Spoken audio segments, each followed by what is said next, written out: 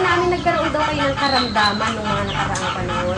Ay, nagkaroon nga, ito ngayon, dahil kasi galing na ako po sa hospital. Sa Cabanatuan, 2 linggo pa rin. Tapos hindi ako gumaling, tinakbo ko sa St. Luke's. 8 araw ko sa St. Luke's. Magaling ng konti. Pero wala, hindi ako makabangon. Opo, anong karamdaman po ang inyong pinagdaanan? Hindi makalakad, mahina ang katawan. Kung ano-ano sinasabi. Pagdating ko diyan, talagang hopeless na ako. Sabi naman ng balay ko, meron na ikapuntan tayo. Dinala ako, pinapray. Dahil kasi hindi ako makalakad, in-wheelchair ko. Dinainom ako nung aling nagamot. Herbal. After 2 inom, mamaya ka, madal-dal na yung ita daw. Sasakay na ako sa sakyan ko. Wala na, hindi na ako nang-isis. Naglakad na ako. 3 araw ka maglalakad ka na. Natakot naman ako. Inaalalayan ko nga, baka hindi ako makalakad. Base na ako, hindi kahiya-hiya. Bagang-baga, na-exercise ko pa. Pwede na ata. Kung wala yung mga anak ko, sinubukan ko pagsaklay. Pwede na ako. Dahil may CR naman ako sa kwarto ko. Pero nakapagsiyan na. Doon ko na-testing pero hindi ko pinapakita sa kanila na pwede na ako. Pagkatapos po ng ilang araw yung pag-inom ng food supplement yun, 3 araw.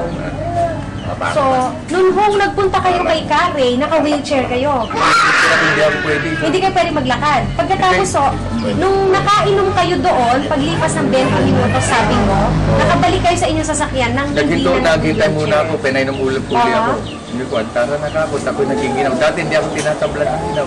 Kung bakit tinablan ako ng ginaw? So, patuloy pa rin ang ginagawa niyo pong pag-inom ngayon? Tuloy. Dahil kaubos ko lang yung isang set. Sabi niya, maubos mo kaya, okay na. Anong pa man, hindi ko inihinto. Dahil kasi mataba na ako. Pinagbawalan mo ba kayong kumain ng mga iba't ibang klase pagkain? So walang bawal dito sa iniinom ninyong food supplement? Yung mga binawas sa sentro na ito, laman, bangus kung ano-ano binawas. Nakakain nyo na ngayon? Nakakain ko na ngayon. Bukod po doon sa nakakatayo na kung kayo ngayon at masigla kayo, ano pa ho yung nakita ninyong pagbabago sa inyong kalusugan? Kumusta ho ang blood pressure nyo? Hindi tumataas. Hindi tumataas. Mas stabilize na okay. Ano pa ho? Ano pa ho ang mga nakita ninyong pagbabago? Ito, nakakalakad na ako.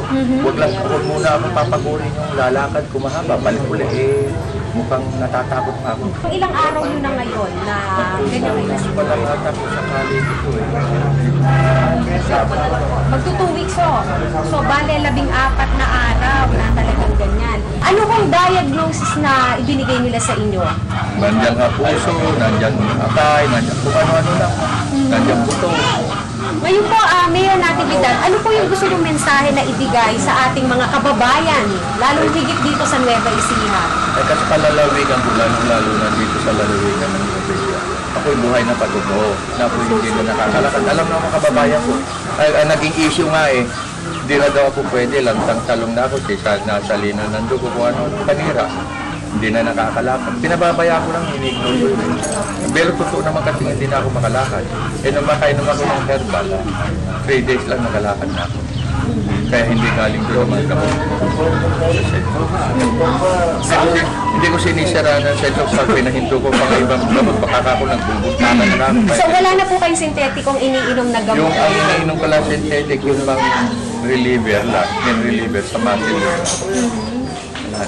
Okay. At ano naman ho ang mensahe maibibigay niya sa herbalist ng food supplement? Ayun, papasalamat ako. At merong isang tao tulad ni Ray Ferreira na nakakuha, nakagawa ng mga herbal para makatulong sa mga kapwa namin.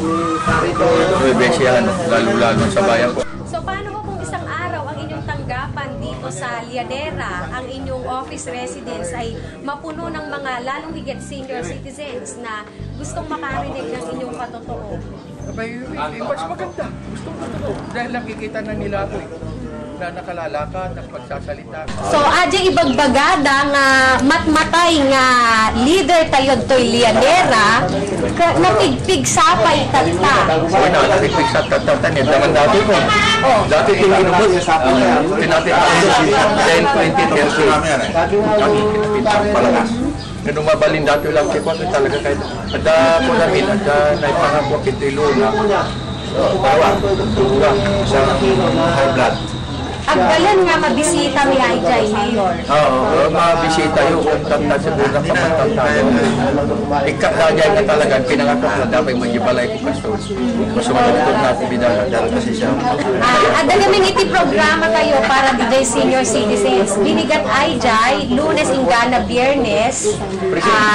Agdingig kayo DJ DWJJ kung saan ay pinag-uusapan po natin doon yung mga kababayan nating natulungan ng herbal food supplement. Ano po ang inyong mensahe sa 36,000 senior citizens ng Nueva Ecija? Kaya sasabihin ko na lang sa kanya, pinakamaganda kung gusto nyo makalakad, gusto nyo lumakas, gumaling na tulad ko, ito, herbal lang,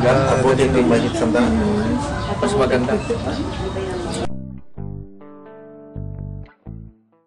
Minabuti ko po sapagkat kung pupunta pa kayo sa main office, napakalayo. Kaya naglagay po kami yung pong cell number na nakalathala sa ilalim ng screen na ito.